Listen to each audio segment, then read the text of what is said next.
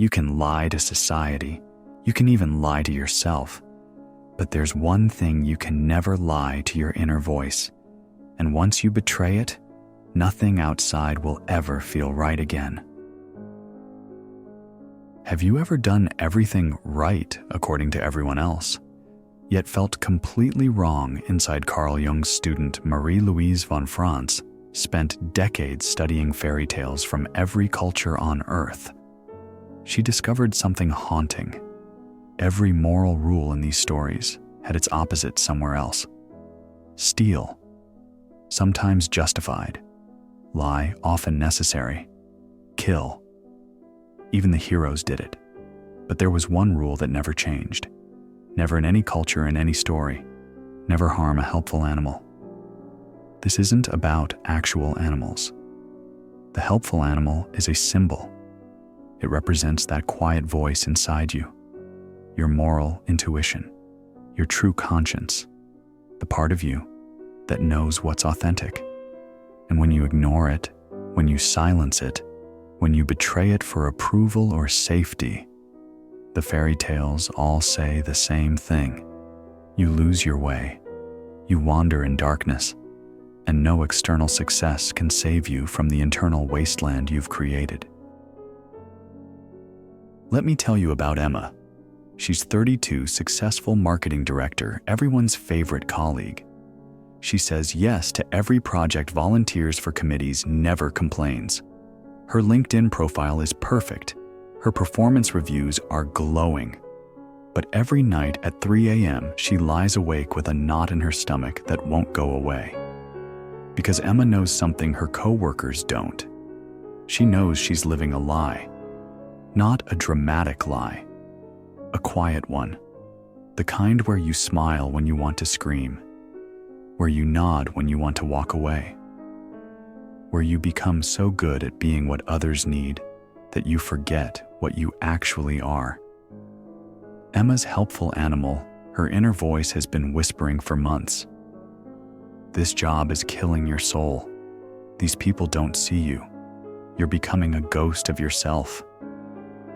But Emma keeps shoving that voice down deeper and deeper, because listening to it would mean what? Disappointing people, looking ungrateful, seeming unstable.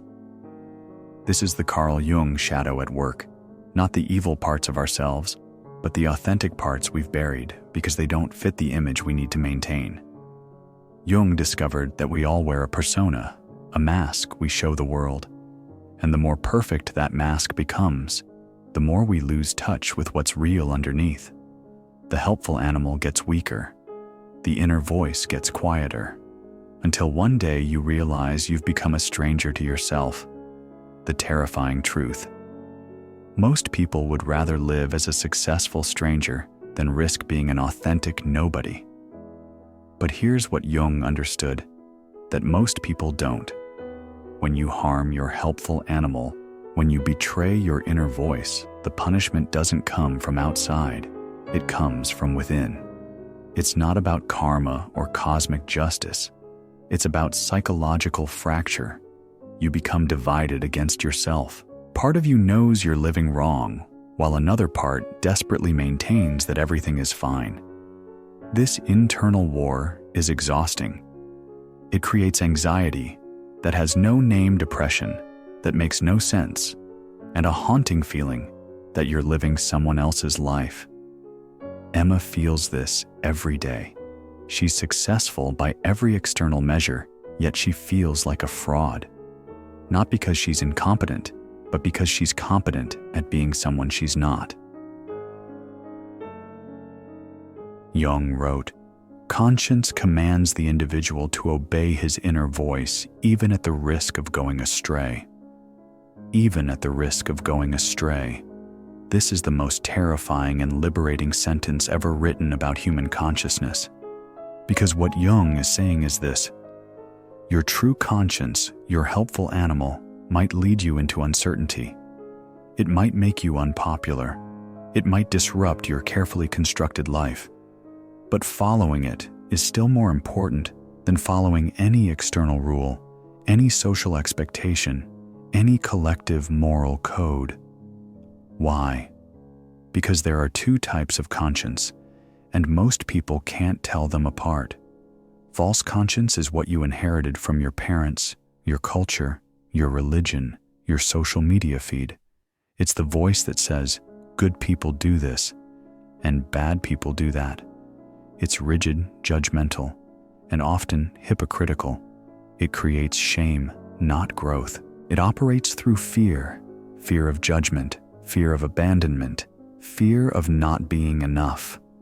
False conscience sounds urgent and panicked. It uses words like should, must, always, and never.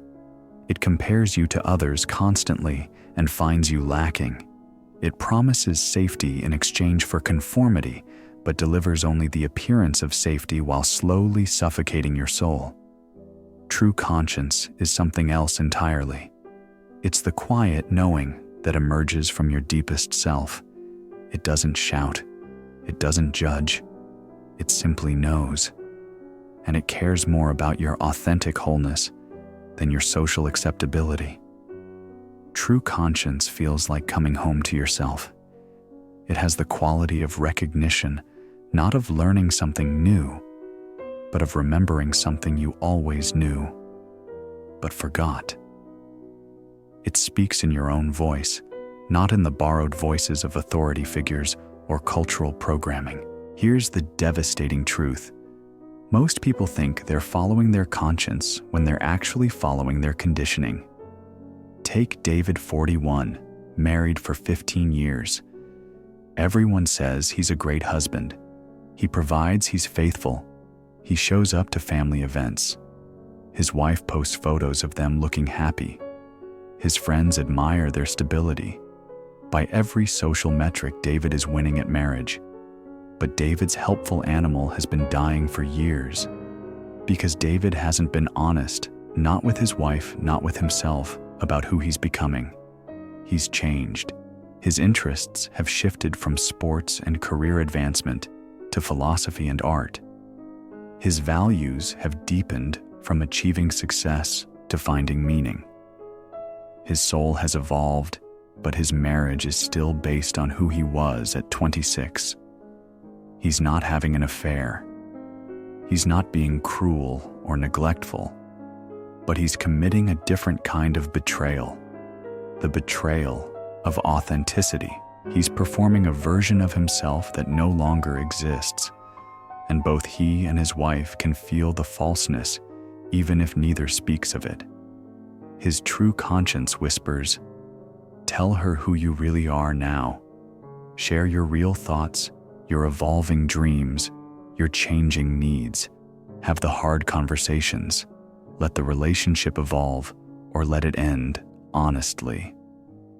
But his false conscience screams louder. Good husbands don't change. Good husbands don't make waves. Good husbands sacrifice themselves for stability. What if she leaves? What if you destroy everything you've built? So David stays silent, and every day a little more of his authentic self dies. He buys her flowers on the expected days, says the right things at dinner parties, maintains the facade of contentment. But inside, he's disappearing. And the cruelest part is that his wife senses this absence too. She knows something is missing, but she can't name what it is, because David won't admit it exists. This is what Jung meant by the Carl Jung shadow, not just our dark impulses, but all the parts of ourselves we've rejected to maintain our persona. David's shadow contains not evil, but truth. His love of poetry that his friends would find impractical. His need for solitude that his wife might interpret as rejection. His questioning of the life path he chose before he knew who he really was. David's shadow holds his own evolution, and by rejecting it, he's rejecting his own growth. He's staying loyal to a version of himself that he's outgrown and calling this loyalty love. But Jung would ask, what kind of love requires you to betray yourself? What kind of commitment asks you to stop becoming who you're meant to be? The cost of harming your helpful animal isn't immediate. It's cumulative. It's the slow death of everything that makes you, you. David wakes up some mornings and doesn't recognize the man in the mirror. Not because he's aged, but because he's faded. The light in his eyes has dimmed. His laugh sounds hollow even to himself. He's successful, married, stable, and utterly lost. And here's the cruelest irony: David thinks he's being moral by staying silent. He thinks he's protecting his wife, his marriage, his family's stability. But what he's actually doing is building his life on a foundation of lies. And eventually, that foundation will crack. Because here's what David doesn't understand yet. His wife fell in love with a person, not a performance. And the more he performs, the less of that person she gets to love. His silence isn't protecting their marriage, it's slowly suffocating it. Jung understood something that modern psychology often misses. The psyche has its own moral laws. And the first law is this: you cannot betray your authentic self without consequences. Not cosmic consequences, psychological ones. When you consistently ignore your inner voice, you develop what Jung called a complex, an autonomous part of the psyche that operates independently of your conscious will. The repressed authentic self doesn't disappear. It goes underground. And from there it creates symptoms: anxiety, depression, rage, emptiness, addiction, obsession, affairs, workaholism, perfectionism. These aren't character flaws. These aren't mental illnesses. They're soul sicknesses. They're your psyche's way of saying, you're living wrong. Come home to yourself. David's depression doesn't come from a chemical imbalance. It comes from a spiritual one. He's out of alignment with his own truth, and no antidepressant can fix that. Only authenticity can. Jung spent his life studying what happens when people ignore their inner voice for too long. He found that the psyche will create increasingly dramatic symptoms to get our attention. First comes anxiety, the soul's whisper. Then depression, the soul's plea. Then comes what Jung called the dark night of the soul, when the false self begins to collapse and the real self demands to be born. This isn't pathology, it's psychology. It's the natural result of living out of integrity with your own deepest knowing. The question is, will you listen to the whisper or wait for the earthquake? So, why don't we listen?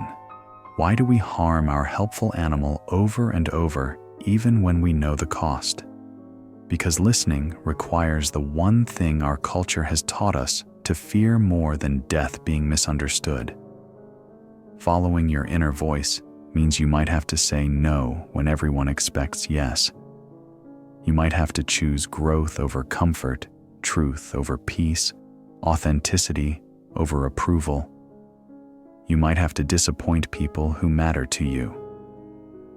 You might have to admit you were wrong about who you thought you were supposed to be. And in a world that values consistency above growth, that's terrifying. But Jung had a different perspective. He believed that psychological maturity wasn't about becoming more rigid, more predictable, more socially acceptable. It was about becoming more whole. And wholeness requires integrating your shadow, including the authentic parts of yourself you've been hiding. This is where the real work begins. Not in thinking about your shadow, but in facing it. Not in understanding your inner voice intellectually, but in feeling it, trusting it, following where it leads. Laurens van der Post, who worked closely with Jung, wrote, "This contract with life is kept by a voice we call conscience, and no man can break it and ever know peace again." A contract with life, not with society, not with your parents, not with your spouse or your boss or your Instagram followers, with life itself. with the force that created you as a unique individual, not as a copy of someone else's expectations. This contract demands everything from you. It asks you to be yourself fully and completely, even when being yourself is inconvenient, unpopular, or misunderstood. Especially then. Emma finally listened to her helpful animal on a Tuesday morning in March. She was sitting in another meaningless meeting, watching her colleagues discuss strategies she knew wouldn't work for products she didn't believe in, for a company that saw her as replaceable. And her inner voice spoke so clearly it was like a bell ringing in her chest. This is not your life. The clarity was shocking. After months of whispers, suddenly her conscience spoke with absolute certainty. Not with anger or desperation, but with the calm authority of truth finally being acknowledged. She didn't quit that day. That would have been dramatic, and Emma's true conscience wasn't dramatic. It was practical. It understood that sustainable change happens gradually, that authenticity isn't about grand gestures, but about consistent, small choices aligned with your deepest knowing. Instead, she started making what Jung would call active imagination, decisions that honored her inner reality rather than her outer persona. She stopped volunteering for projects that drained her soul just to appear eager. She started speaking honestly in meetings, even when her opinions were unpopular. She began exploring what she actually wanted to do with her life, not what she thought she should want. This is terrifying work, because when you start living authentically, you discover that many of your relationships were based on your persona, not your person. People who loved your agreeableness might not love your boundaries. People who appreciated your availability might resent your selectivity. Emma's coworkers noticed the change immediately. Some of them didn't like it. Emma wasn't as agreeable anymore. She wasn't as available. She had opinions now, and preferences, and the audacity to express them. She had boundaries, and she maintained them even when it made things awkward. But there was something else too, something her coworkers couldn't name but could feel. Emma had presence now. She was actually there in her own life instead of performing someone else's. The word presence comes from the Latin presentia, meaning being before, or being in front of. When you're living from your true conscience, from your authentic self, you're present in a way that's unmistakable. You're not hiding behind your persona or lost in your performance. You're right there, real and whole and undeniably yourself. People sense this quality even if they can't articulate it. It's magnetic and unsettling at the same time. Magnetic because authenticity is rare and beautiful. Unsettling because it highlights the ways others might be hiding from themselves. Did Emma lose some relationships? Yes. Did some people think she was selfish? Absolutely. But for the first time in years, Emma could sleep through the night because she wasn't at war with herself anymore. The Carl Jung shadow work isn't about becoming perfect. It's about becoming whole. And wholeness includes the parts of you that don't fit the parts that are inconvenient, the parts that make other people uncomfortable. This is what Jung meant when he talked about individuation, the lifelong process of becoming who you actually are, rather than who you think you should be. It's not a destination you reach, but a direction you commit to. It's not about finding yourself once and for all, but about choosing yourself over and over, even when that choice is difficult. The word individuation literally means becoming undivided. When you honor your helpful animal, when you follow your inner voice, you begin to heal the split between who you are and who you pretend to be. You become integrated, whole, authentic. And here's what Emma discovered.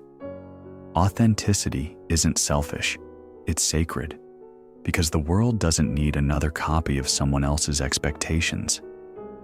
It needs your authentic contribution, your unique perspective, your truth. It needs what only you can give, but you can only give what you're willing to claim. But claiming your authentic self requires what Jung called moral courage, the willingness to stand alone if necessary, to trust your inner knowing, even when everyone else disagrees, to choose growth over comfort and truth over peace. This kind of courage isn't loud or dramatic. It's quiet and persistent. It's the courage to keep choosing yourself even when yourself is evolving, even when that evolution disappoints people who preferred the old version. Emma began to understand that her anxiety hadn't been a problem to solve, but a message to receive. Her restlessness wasn't a character flaw, but her soul's way of saying she'd outgrown her current life.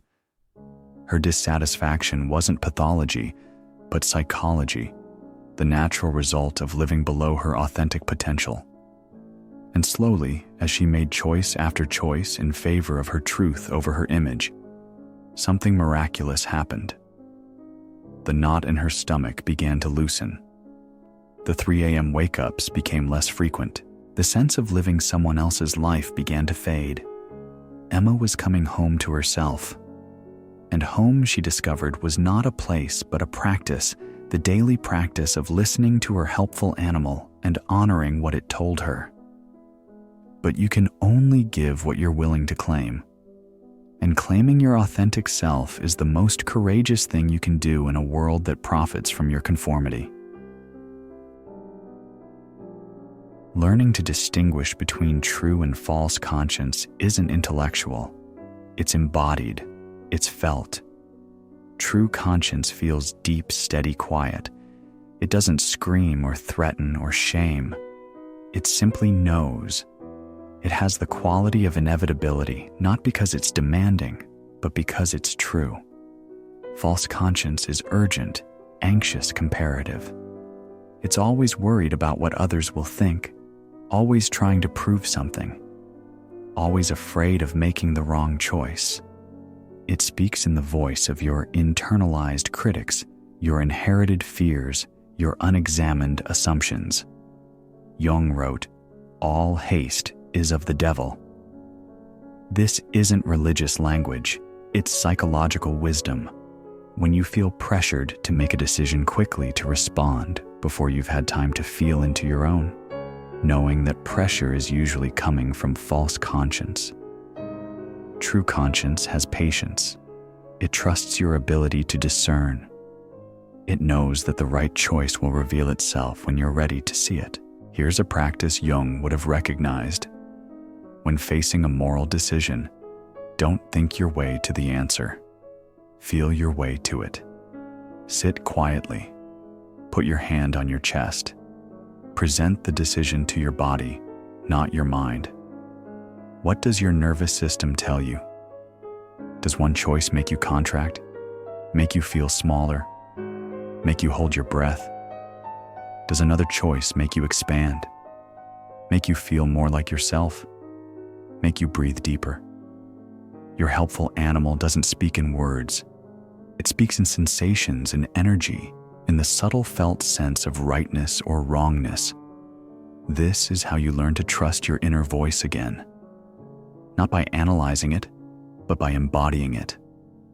Rebecca discovered this at 43 after decades of making decisions based on what looked good on paper. She was offered a promotion that would double her salary, but require her to move across the country, away from her aging parents, away from the community garden she'd spent 5 years building, away from the small, rooted life she'd finally learned to love. On paper, it was obvious. Take the promotion. More money, more prestige, more opportunities. Everyone told her she'd be crazy not to accept. But when Rebecca sat with the decision, really sat with it, her body told a different story. The thought of the promotion made her shoulders tense, her breathing shallow. It felt like wearing clothes that didn't fit. The thought of staying made her nervous. What would people think? Was she lacking ambition? But underneath the nervousness was something else. Relief, spaciousness, the sense of coming home to herself. She turned down the promotion. Some people called her crazy, but Rebecca had learned something more valuable than any salary increase: how to distinguish between what looks right and what feels right.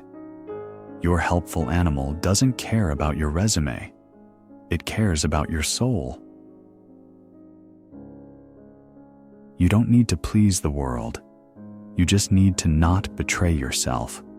In a reality where every moral rule has its exception, where every piece of advice has its counter-advice, where every expert contradicts another expert, there's only one compass you can truly trust: your own authentic conscience.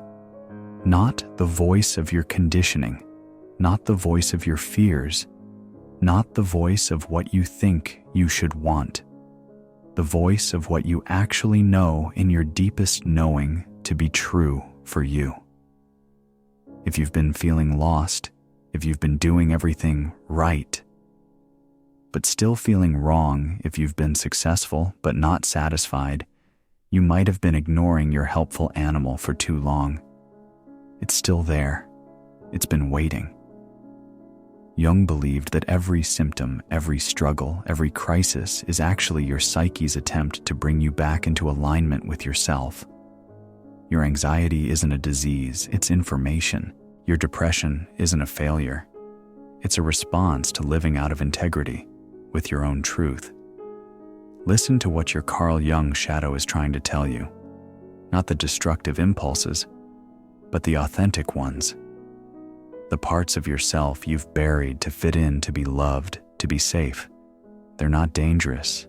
They're you. Take some time this week. Sit quietly.